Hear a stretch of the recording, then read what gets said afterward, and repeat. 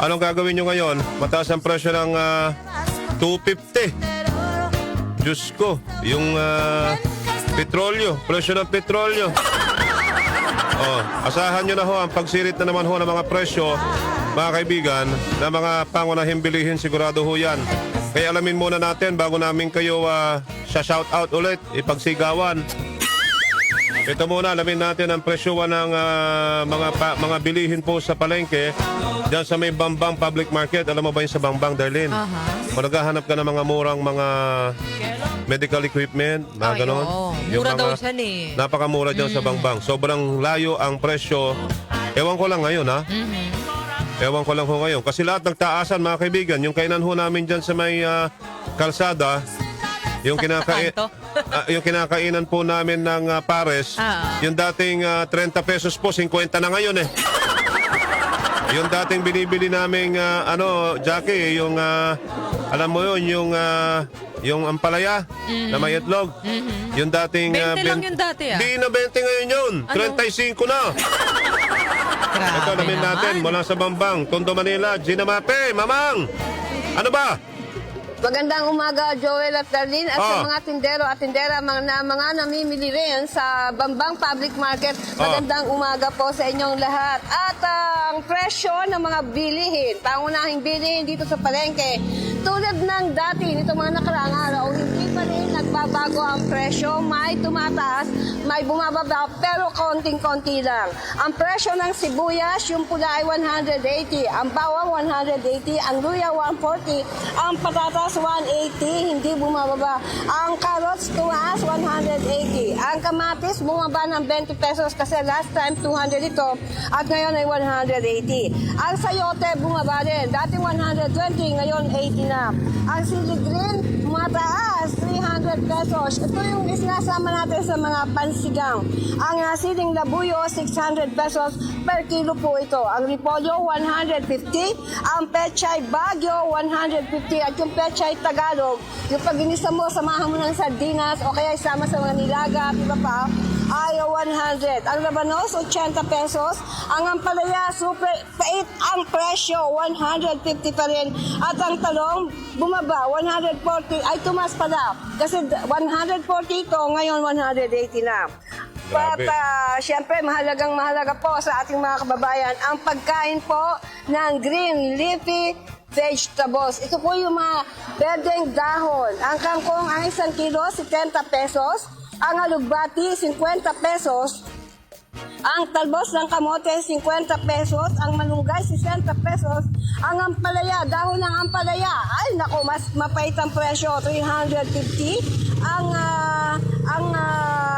celery, 300 pesos. At ang kinchay, nabibili ng 10 piso per tali. Pero ito pong mga dahon ng gulay, itong mga berdeng dahon ng gulay, mabibili naman ito na tig 10 pesos. At sa karne, yung liempo sa babo, yung liempo at lomo 400. Ang pige at kasim 360. Ang ribs at pata ay 350. Merong isang nagtitinda rito ng liempo. Yun naman ang baboy, 360. Ang manok, yung buo at slice, 220. Pero may nagtitinda rin na 200 ang kanyang manok na buo. Sa baka, yung ribs, 400 at yung laman ay 450. Sa isda naman, yung tilapia, 140, tahong 140, mataas pa rin. Ang salmoneti, 200 pesos. Akala mo ito bisugo eh, pero ano siya, iba siya, salmoneti. Ang alakak, 360. Ang pambansang paborito, ang galunggong, 260. Ang pambansang isda, national fish, ang bangus, 260 din. Ang salay-salay, 280. Sap-sap, 360. Yung espada, 360. Yellowfin, 240. Ang hipon, 480. Ang puset, 400. Ang pampano, 400. Dalagang bukid, 300. At ang dilis, 200 pesos. Ang alumahan, 300 pesos. So, yan ang presyo ng mga pangunahing bilihin. Oh, merong mahabol. May hito pa pala rito, 400 pesos. At may nagtitinda rin ng mga burong isda at mga burong alige dito sa Bambang Public Market. Okay. At sa presyo ng bigas, ilang tindahan, yung dalawang pwesto rito, may nakita na akong nagbebenta ng 41 pesos Oh. at 45 pesos. Pero ubus na yung 41 pesos, kuya. Good morning. Ano po, kumusta na po ang benta ng... Mabili. Kaya kapag sila ng buwan niya. Dati? Dati napakataas na. 52. Pero ngayon, meron ka ng 41, 45. Meron ka bang, hindi ba tayo maubusan itong Madami na sila. August lang kahapon. kahapon?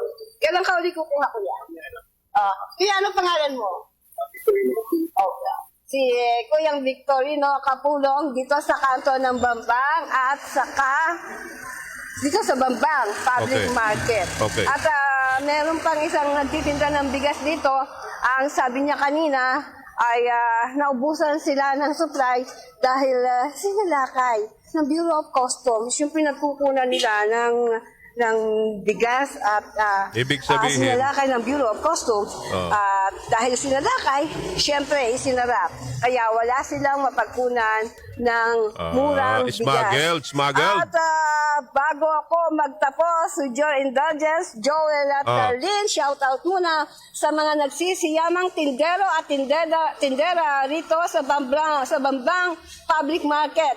Sina Eric, Liza, Elena, Kambal, and Adi at Milet and Cora. Sila yung mga nagtitinda ng isda at karne dyan sa loob ng Bambang Public Market. At kay Ate Teresa at anak niyang si Romeo Peria, dito sa entrada ng Bambang Public Market, sila yung mga nagtitinda ng gulay dito na napakababait pagtatanungin. Alright.